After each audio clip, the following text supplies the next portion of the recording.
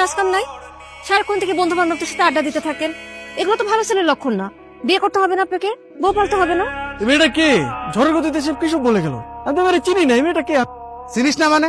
এই সারা এলাকার লোকজন জানে এই মেয়েটা তোরে পছন্দ করে, আর তুই বলছিস যে চিনি না। আচ্ছা, এভাবে আর কতদিন ডুবে ডুবে জল খাবি বলতো? আর একটু সময় দে না আমাকে।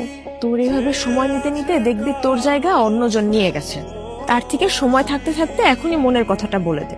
আমি তো আমার মনের মানুষকে প্রতিদিন আমার মনের কথা বলি। কি আপু, তোকে আজকালকে একটু অন্যরকম লাগতেছে। তুই কি আবার নতুন প্রেমে পড়লি নাকি? তুই না অনেক পেকে গেছিস, যা পড়তে যা। শোন, আজকে কিন্তু তোকে চিঠিটা দিতেই হবে, কোনোভাবেই মিস করা যাবে না।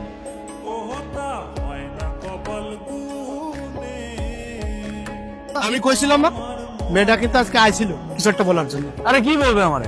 এই দিক দিয়ে হয়তো বা যাচ্ছিল, অট্টকল দিকে আর আগে নেই। আমি শিওর, শুধু শিওর না, অভার শিওর ওই মেয়ে তোকে কিছু বলতে আসছে। কোনো মেয়ে আছে নাকি তোর পছন্দের?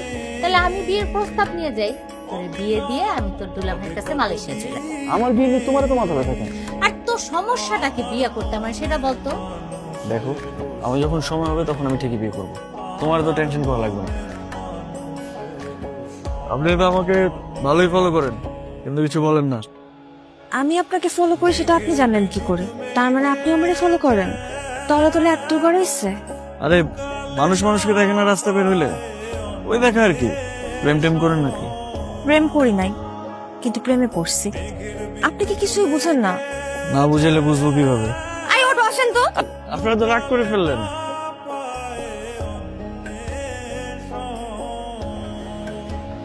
মামা, আপনি না বললেন জেরিন লেখাপড়া নিয়ে ব্যস্ত, এখন বিয়ে দিবেন না।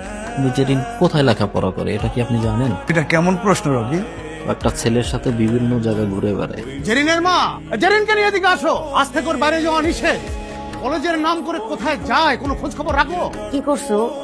একটা ছেলের সঙ্গে মেলামেশা করে বেড়ায়।